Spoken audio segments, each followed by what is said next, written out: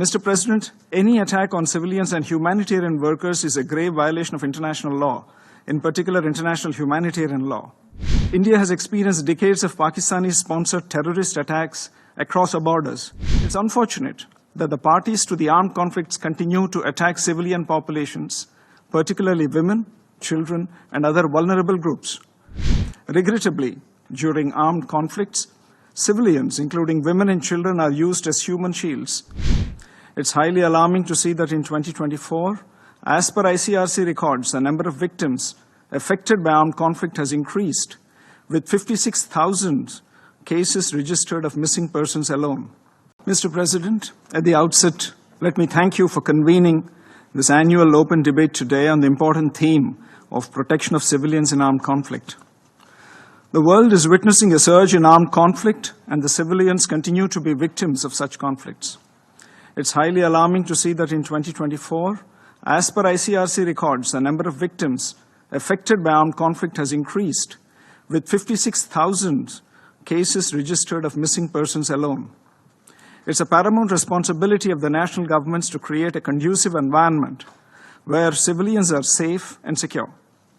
While we acknowledge the national responsibility, we should not ignore the adverse impacts of all forms of terrorism, including those emanating from across borders in today's debate on protection of civilians.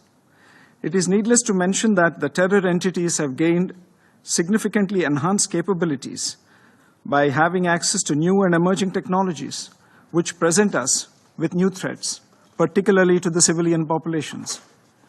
In this regard, the efforts of the Council and of the international community should be directed at assisting national authorities in developing capabilities and capacities to protect civilians.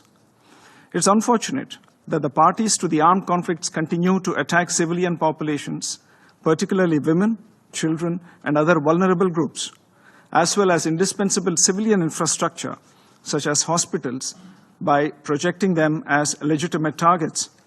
Regrettably, during armed conflicts, civilians, including women and children, are used as human shields for military operations and terrorist activities. Therefore, it is paramount that the international community resolves to take concrete actions towards the implementation of relevant Security Council resolutions that have been previously adopted. Mr. President, any attack on civilians and humanitarian workers is a grave violation of international law, in particular international humanitarian law. The existing legal framework concerning the protection of civilians cannot be overlooked.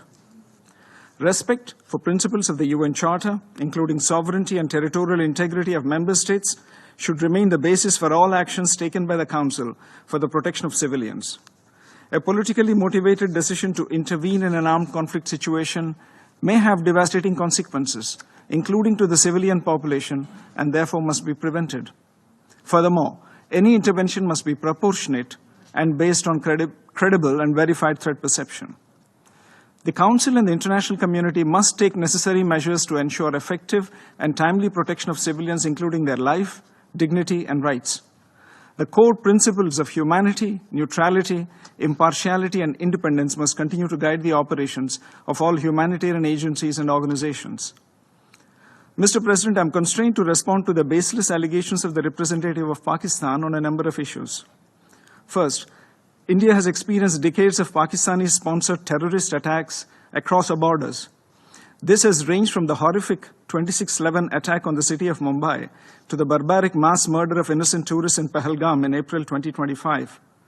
The victims of Pakistani terrorism have been predominantly civilians, since its objective has been to attack our prosperity, our progress, and our morale. For such a nation to even participate in a discussion on protection of civilians is an affront to the international community. Second, Pakistan has repeatedly used the civilian cover to advance the cause of terrorism. We just recently saw senior government, police, and military officials pay respects at the funeral of noted terrorists targeted by Operation Sindoor. A nation that makes no distinction between terrorists and civilians has no credentials to speak about protecting civilians. Third, earlier this month, the Pakistani army deliberately shelled our border villages, killing more than 20 civilians and injuring more than 80. There was intentional targeting of places of worship, including gurudwaras, temples, and convents, as well as medical facilities. To preach at this body after such behavior is grossly hypocritical. Let us be clear. Protection of civilians should not serve as an argument for protection of UN-designated terrorists. The international community must come together on zero tolerance for terrorism and calling out those who sponsor and defend it. In conclusion, Mr. President, my delegation reaffirms its commitment to working in close cooperation with the international community to alleviate the suffering of civilians affected by armed conflict. I thank you, Mr. President.